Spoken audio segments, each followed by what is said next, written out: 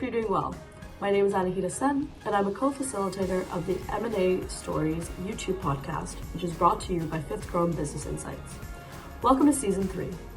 The theme of this season is culture and its impact on M&A integration. Culture is one of the biggest challenges that face an M&A integration, and this challenge couldn't get any bigger as more companies are pursuing M&A based on people and culture. That is why it is important to understand, internalize, respect, and develop a clear plan of action on how to handle culture in M&A. In this season, we will be interviewing industry leaders from across the globe to hear their stories on how they address culture in an M&A integration.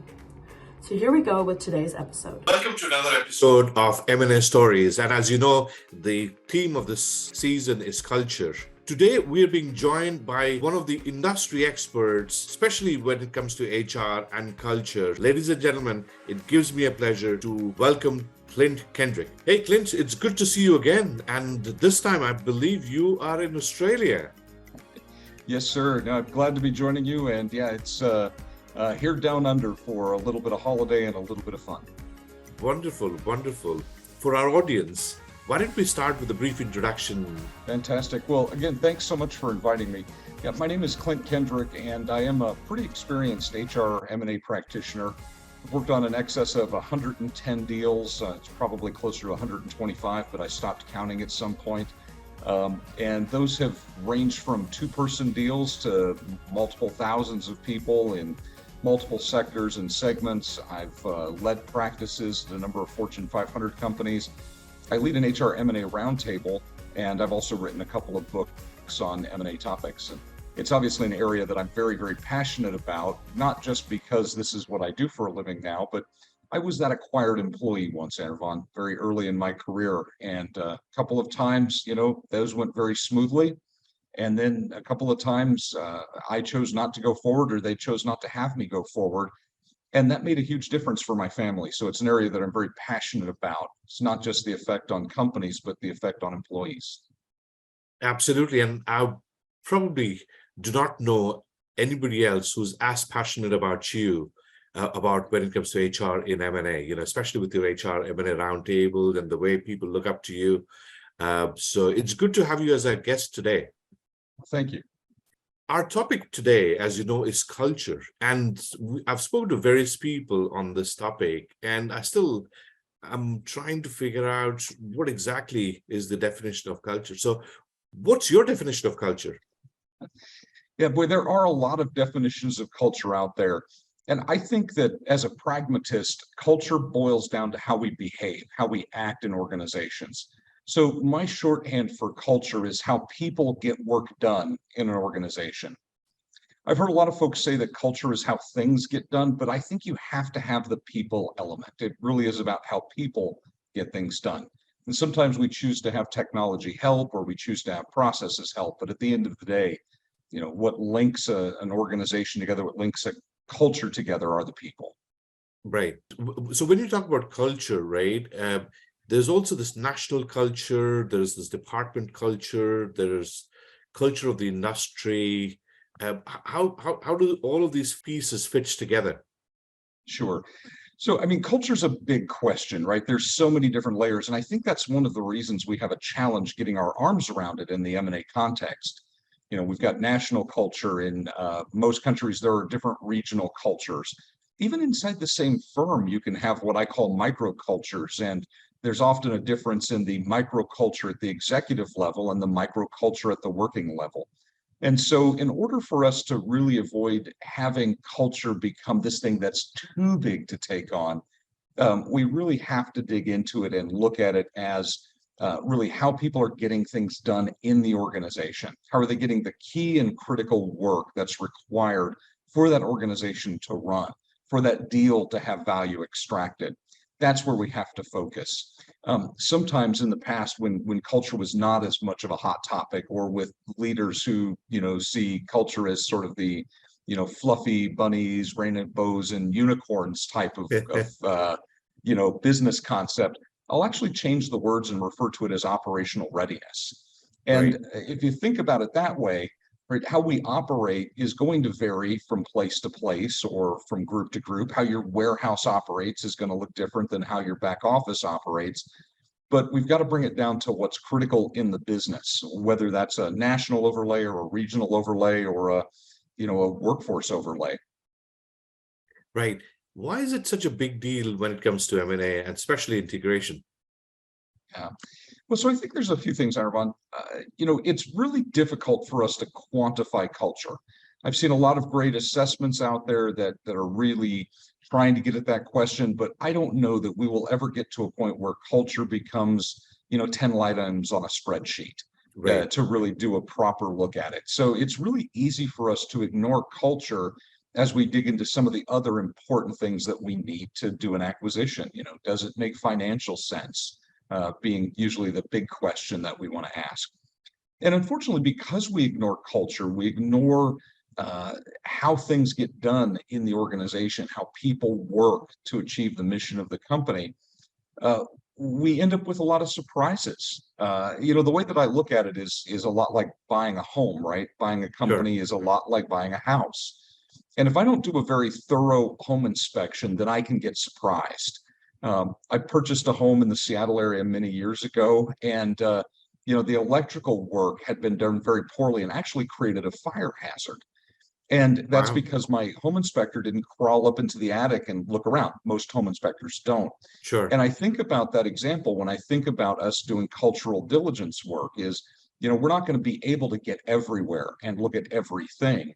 But maybe we need to pay a little bit more attention to some areas so that we can extract the real value out of the deal. And that's one of those areas is culture. And I think it needs to get more attention than it does because we run the risk of losing deal value. Yeah, I absolutely can connect with that. As you know, we've been conducting research based on insights, and last half of last year, we ended up doing research on culture. And one of the areas that most of the companies came back with is their struggle to quantify culture and how to manage it. Everybody recognizes the need to address culture.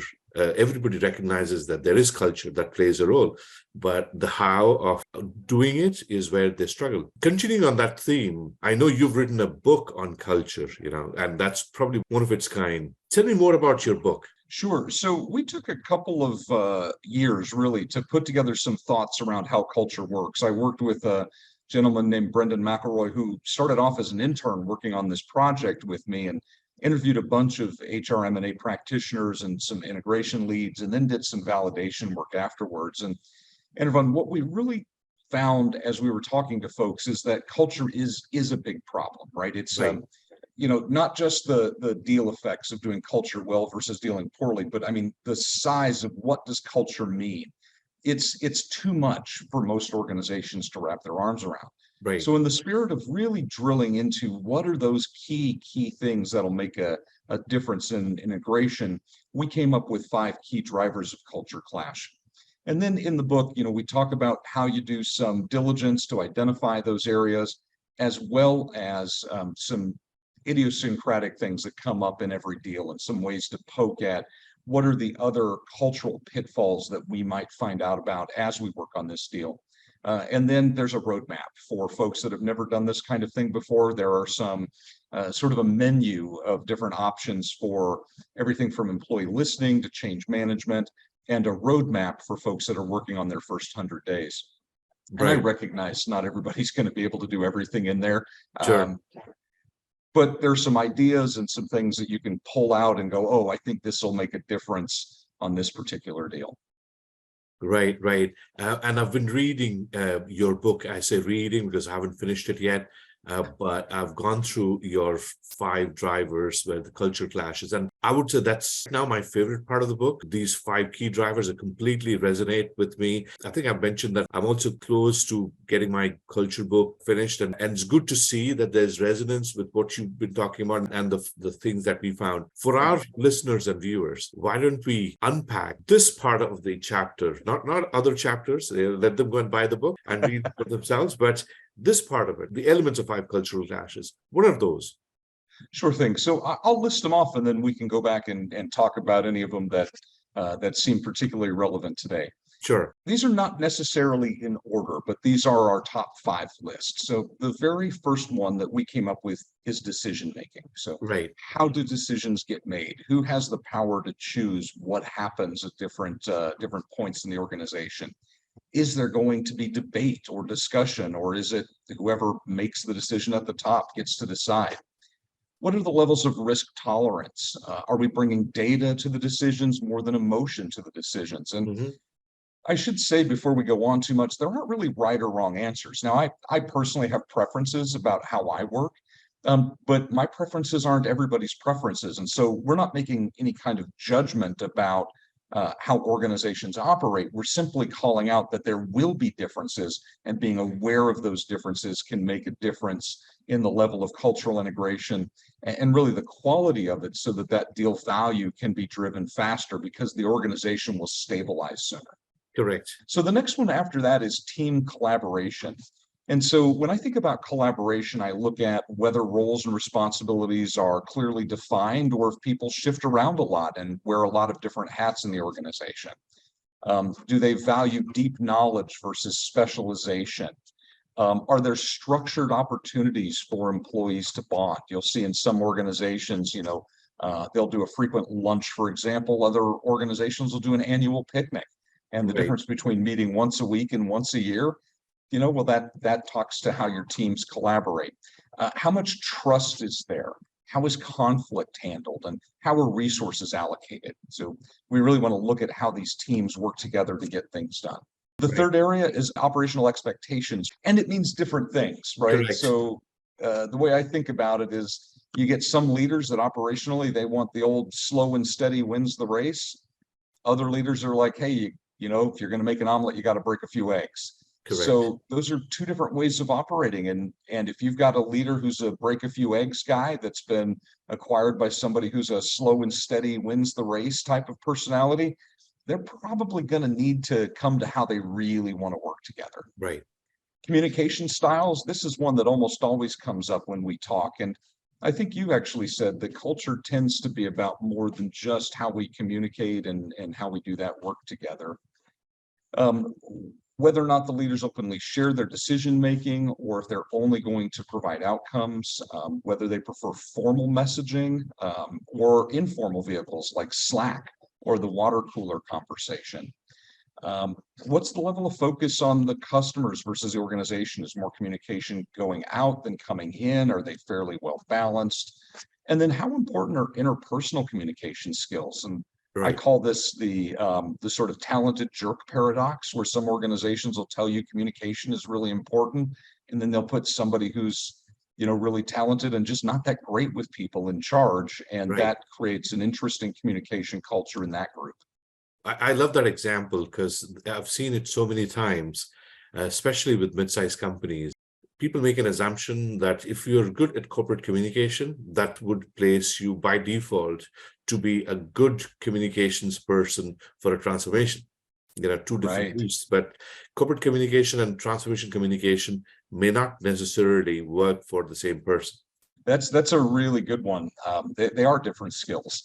The fifth area that we identified were in a realm that I call organizational self-concept.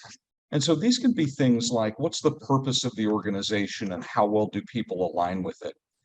Is it a legacy company, meaning, we've always done it this way and we want to keep that legacy going strong, versus a company that, changes things every few minutes as new ideas come up?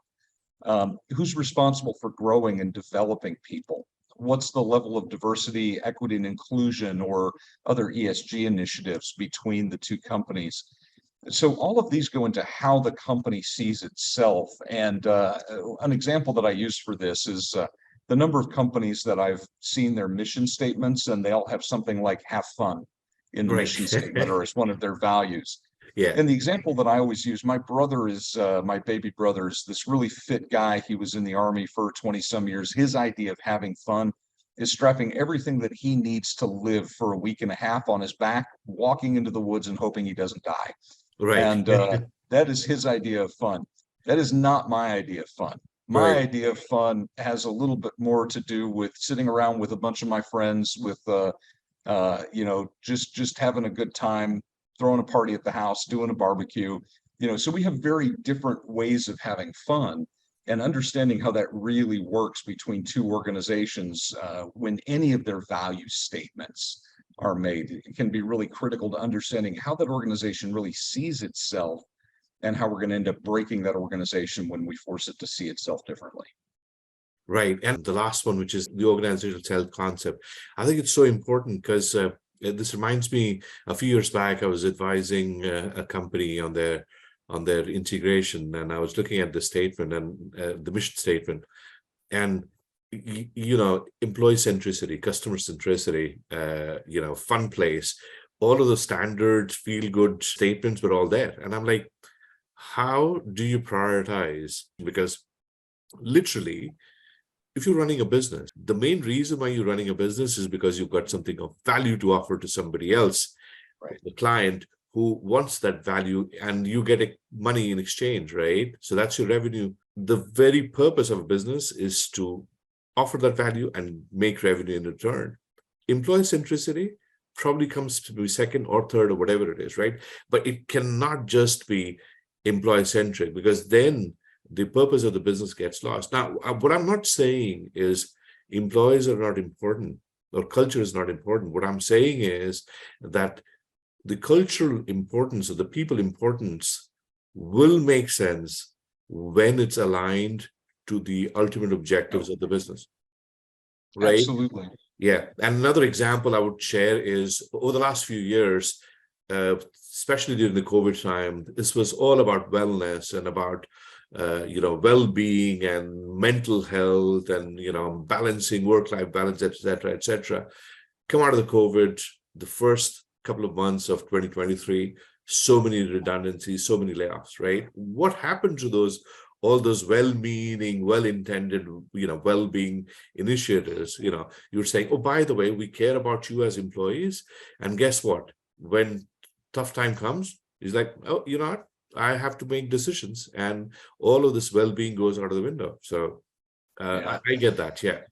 Yeah, it's definitely a tough time. I like to look at it as really a symbiotic relationship, right? There's Right. the needs of the employee, there's the needs of the organization, and to the extent possible, those should be aligned, because the organization can't do what it needs to do without its people. You Right. have to have people to sell, you have to have people to develop the things that are being sold, and you have to have people to support those people in the business. And hopefully everybody's on the same page. That's the difference between really a high-performing organization and an organization that's not. But you're right. If those folks aren't aligned in such a way that the organization is making money, if that company can't meet payroll, then those folks can't get paid and take care of their families. So it really does have to be symbiotic, where everybody wins. Correct. And the other thing which I've seen when it comes to culture is culture often is dealt in isolation, right? So people would go and look at employee surveys. What were the employee survey results from the past? Show me your latest results. What do you get from there? And again, I'll use the analogy of your version of having fun and my version of having fun may be very different. So when you ask an employee, do you get the right level of career opportunities for you to grow? It doesn't matter what company you are. There will always be people who will say, yes, I do get opportunities to grow. And there will be people who will say, no, I don't, so it's, so the other thing, of course, is when people go for due diligence and they say they have dinners or they have some time with some of the leaders of the acquiring or the target company. And if there is a common chemistry, it's like, hey, you know what? I can actually work with that guy. And I call it the table manner due diligence on culture that gets done, right? So what's your view on what are some of the better ways of getting cultural assessments done? Sure. So I think, like all due diligence, Anirban, cultural diligence it's a phased process. Right. So even with financial diligence, which I've been around a lot, I've not done it myself, but we ask for the financial statements, we ask for some of the backing information, and then depending on what we find, we'll ask additional questions. Right. And so cultural diligence is very similar. At the beginning of the process, we're going to see what's public. We might see the SIM um, or some other seller provided documents, and that's it. I've learned a lot about companies' cultures by going out and simply doing web searches of their founders, if it's a founder-driven brand, Right. of the organization's Glassdoor, their Yelp reviews. If it's a publicly traded company, they will have filings out.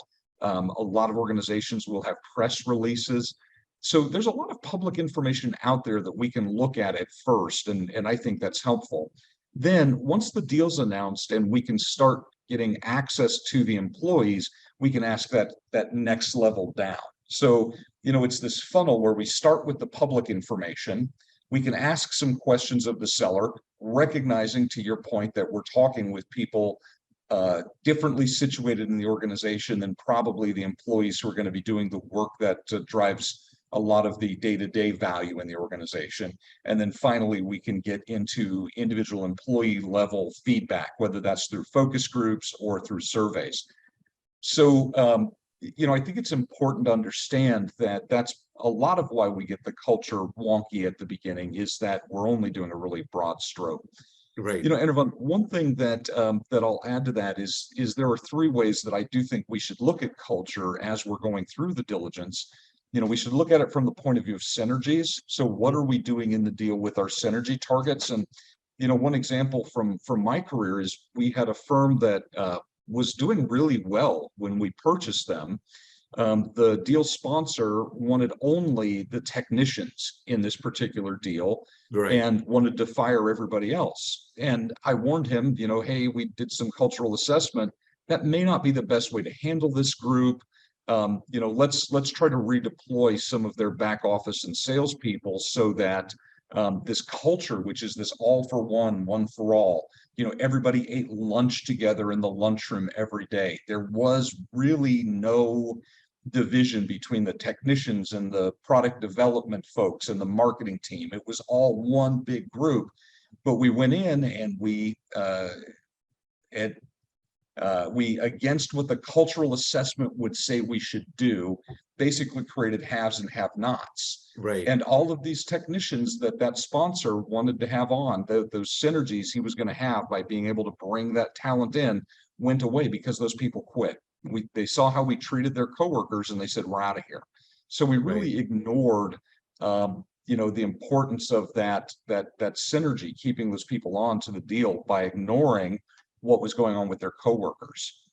Other things I think we've got to look at are the secret sauce, and then what I call the sacred cows, that third S. Right. And this is the things that we hear about, Anirvan, where it's like, oh, well, you took the tea service away. Well, Yes. tea service shouldn't be that big a deal, but I've been with companies where everybody getting free lunch and free soda was part of what they saw as their value for working 55, 60-hour weeks. You come in, you pull that out, and sure, it's expensive when you look at it. What's the cost of free pop for everybody for a year? But when everybody suddenly goes from working 55, 60-hour weeks to 40 because they don't feel like they're being appreciated, and that can of soda was the thing that said, hey, we appreciate you, and it goes away, all of a sudden you lose value in that deal as well. Oh, absolutely. I mean, I call them irritants, because literally, some of the worst cultural mismatches I've seen have always started from one of these irritants. It's the favorite parking spot. It is my place, my seat. I had a corner office, and now I'm sitting in the middle of the office without any natural light. So these irritants usually, and in fact, this was one of the questions we put in our research, right? How big do these irritants play a role when it comes to cultural animosity? Yeah, I think that you and I both love our people watching, so I'm sure the stories of these irritants, we could probably do the whole next season of your podcast. Right. One of the functions that looked up to manage culture is often HR, right? And in fact, in many companies, they have been rechristened as People and Culture Department. And yet I find that while they have been able to make progress on when it comes to people side of things, but not so much in culture. What's preventing it? Yeah, I have the opinion that culture is too important to leave to the HR department. Right. Uh, and not to denigrate the work that I do or the great work that a lot of my colleagues do in the HR department, but if culture really is about how things get done, you can't leave that to one department. And you Exactly. certainly can't leave it to the department that often is the last one to have a full seat at the table at startups. True. You usually bring in a finance leader, you bring in an operations leader, you bring in a sales and marketing leader long before most organizations bring in an HR leader. So, you put your junior most person responsible for the thing that's probably the most important to your success at most startups, and it's a little counterintuitive. So, I really think that culture can't just be the responsibility of HR. We Right. certainly have an advisory role. We have a role of expertise, but it can't be our responsibility to drive a great culture. Um, the other thing that I will say, Anirban, is that most culture, the way that it shows up as companies grow larger is in the policies, right? Right. And a lot of times those policies that dictate how people get work done in the organization, so back to our definition of culture, are usually driven by multiple functions and can quite often be disjointed as Correct. organizations jockey for priority. So I really do think culture has to be owned either by the entire executive committee of an organization, because your financial controls will inform your culture. Right. The way that you do things like your marketing and your outreach, well, that says something about your culture. Your brand and your culture are often mirrors of one another. Right. Uh, so there are just so many other players that to drop it in HR's lap and say, hey, you go figure it out, is probably not going to be very successful. It really does have to be a team effort, and it does have to start at the top. Yeah. Yeah. Absolutely. Absolutely agreed. With the changes that are taking place in the world of M&A, people like us who've been involved in the last century, where a lot of stuff was still done asset focused, it was acquisition of assets. But now in the third decade of the 21st century, there's a lot more focus on IP, intellectual property, knowledge centric, service centric, people centric organizations. How do you see the culture evolving going into the future? Yeah. Well, I would love to give you a pie in the sky answer that says we're going to start seeing financial models that include some of the soft stuff in it. But Right. I think that that's likely to be a slow evolution. I think that'll Sure. take time. That'd be a pretty significant state change. But I think in the interim, we'll be moving towards an earlier recognition of the value of all of the people elements in a deal, including the culture elements. Right. Uh, you know, I like to look at it as a team sport. I often compare buying a company to buying a house when I'm talking with folks new to M&A. And the corp dev team is quite often those real estate agents, right? They're going to help you find the perfect house. Right. But once the keys are handed, at least in my world, when my real estate agent sells me the house and hands me the keys, they very, very seldom come back and say, hey, how's the remodel coming along? Correct. And so now that has to be handed off to a general contractor. I'm remodeling the house that I just bought right now, so this is near and dear to my heart. Since Right. I will come home from this trip and I'll hopefully have the last bathroom put back together. But it's not my realtor doing that work, right? It's a general contractor, and she's very much like the integration lead. Right. And I think that there will come a time when we're starting to provide more seamless transition between the folks that'll be doing the deals and the folks that'll be extracting value of the deals. And the thing, Anirban, is that it's going to require more time and effort up front. And I Right. don't know, with our busyness that we have right now, in a lot of companies, that'll be quick to happen. I think it'll be a Sure. slower evolution, but I do think that's the direction we're headed. Right. Right. Now, I agree with you. It's probably going to be a slower process, unless we have a black swan moment and then everything gets accelerated again. Because literally, who knew about COVID? But COVID came, Right. and we started looking at the same thing. I personally believe that the way, let's say, things like Chat GPT has come in, right? It's revolutionizing the way we do things. The next few years, I expect of quite a few more of these things coming our way, and that will probably change the way we look at things. So, Yeah. yeah.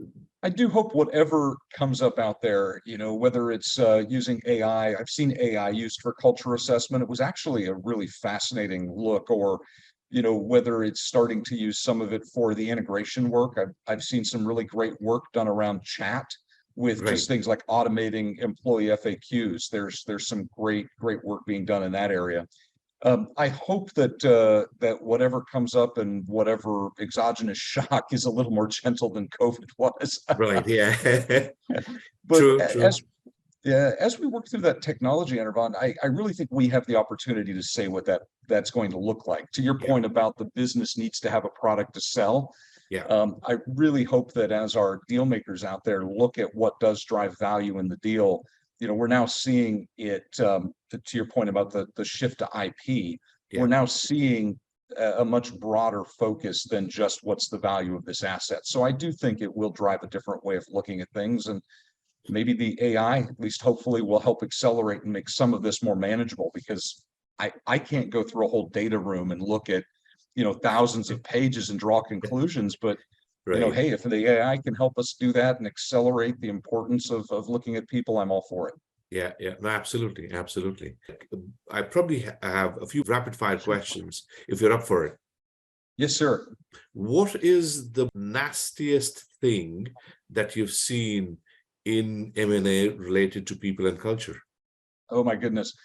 Boy, that is a hard one. I would say that the hardest thing to watch is when we get leaders who don't account for the individuals in the deal. Right. I've not worked with a lot of leaders like this, but I've worked with a few where the folks being acquired were really seen as very fungible, like numbers on a spreadsheet. And I know that's easy to do when you get into large transactions with thousands of people.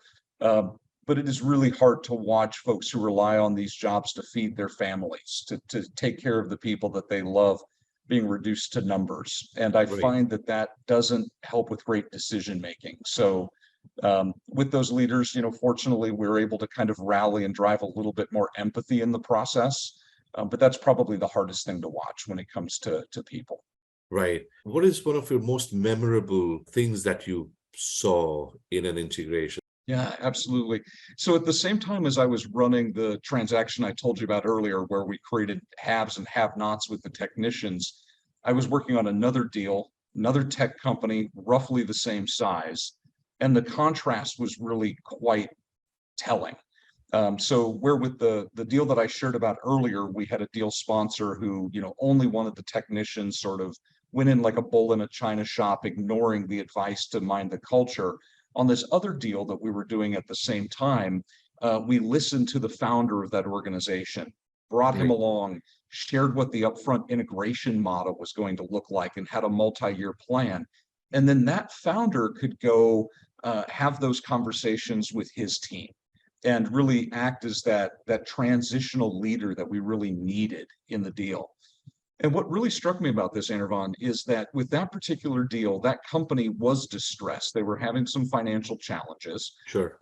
All of the folks thought that their stock options were going to be worth, thousands, if not hundreds of thousands of dollars. But it turned out that they were worth nothing. They were underwater because the company had failed to secure market share.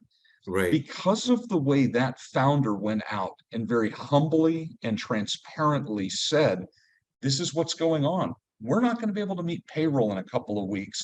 Here were our options, right? Get another round of funding or sell. And Sure. he walked the team through exactly what that was going to look like in such a compassionate way, in a clear way, in a way that really gave direction and aligned with our intent as a buyer.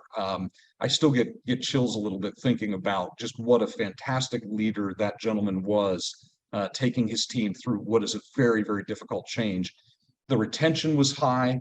That business integrated incredibly well. The acquirer started to realize the market share gains that they wanted from bringing those technologists in to accelerate their product roadmap. I think it was probably one of the best deals I've ever seen. Awesome. Awesome. That's really good and heartwarming to hear about that story as well. Now, we obviously are going to put a link to your book. Are there other favorite business books that you would like to share with our audience? Sure. So I am a really big fan. I tend to do not as much reading as I would like, but the one that I just read was by Laura Queen, Oh, who yes. really People does economics. yes, yep, that's the one. So Laura does a really good job in people economics of starting to talk about the need for a new model of valuing people.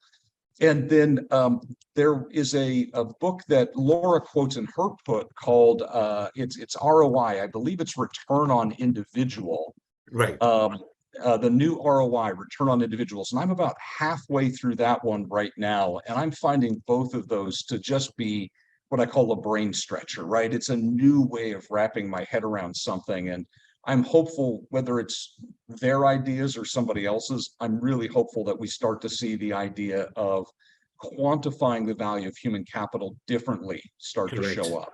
Correct. Yeah, no, absolutely. And in fact, we're trying to get Laura as one of our guests in one of our upcoming episodes. I've been speaking with her, so hopefully she'll join in. But you're absolutely right. I mean, the way she's described the people part, the human capital, the definitions, the conventional definition. In fact, the latest Harvard Business Review actually is carrying an article where it says US GAAP still sees people as investments, whereas IFRS, you could potentially see people as human capital. So there's also that difference in accounting, and that makes it very difficult to invest in your people, because that's all cost and it just goes up. So, but good to know, good to know. And one last question. If you were to look back at your younger self, maybe 15 years, maybe 20 years back, right? And if you were to advise him on a career in M&A, what would you tell him? Oh my goodness. Oh my goodness. Well, so I kind of like where things ended up in my career. So I probably say keep listening to the people that you listen to and take on the mentors that you took on. The only other thing that I would probably say is learn to listen to the language of the business a Right. little bit sooner. When it comes to influencing our business leaders and those people who really have the power to make a difference for those acquired employees, being able to help them understand that we're not asking for certain things to be done around cultural integration just because it's the HR thing to do. We're actually asking for those things because it will drive business results. Correct. And being able to communicate that more clearly earlier on, I think would have made a bigger difference for a lot more people. Oh, yeah. I mean, that's actually a very, very good call out, because literally, especially people who operate in support organizations kind of struggle to have that commercial acumen, commercial understanding. And you're so right, so spot on. And I think what better way to wrap up our session today. Thank you so much for sharing your insights and wisdom, and of course, also parts of your book. Ladies and gentlemen, it's a pleasure to have Klint with us today. Thank you. Great. Thank you. And thanks for having me. Did you like today's content? If yes, then don't forget to hit the like button. If you heard something interesting, then don't forget to share it with your network and friends. And last but not least, please support us on this journey to spread awareness on topics related to M&A and integration by subscribing to our channel. That's all for now. Stay healthy and see you next time. And if you like this session, I'm sure you'll also like our latest new tool. It is a quick assessment scorecard to assess the robustness of your culture integration capabilities in M&A. It just takes less than 5 minutes to answer. It is for free and you get instantaneous assessment. So visit culturema.scoreapp.com. That's culturema.scoreapp.com and find out for yourself. I hope you guys enjoyed the show today. This show was sponsored by Fifth Chrome, a business strategy advisor in a training company specializing in M&A, post-merger integration, and business strategy.